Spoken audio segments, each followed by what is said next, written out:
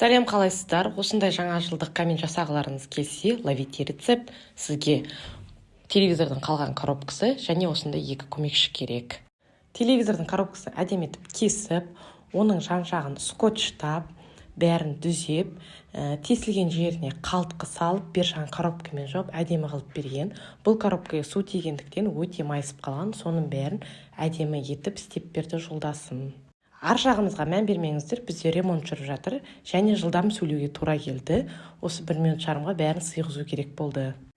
Осы каминнен қалған коробканың қалдықтарымен жолдасым маған деген кирпичтардың формасын көрсетіп қиып берді.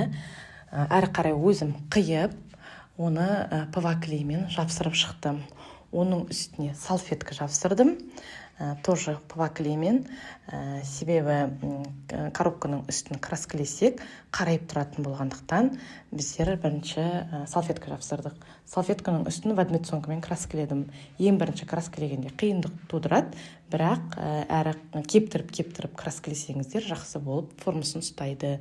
Үстін әдемі болу үшін галтель қондырып берді. Бізде өте әдемі коммент шықты деп ойлаймын.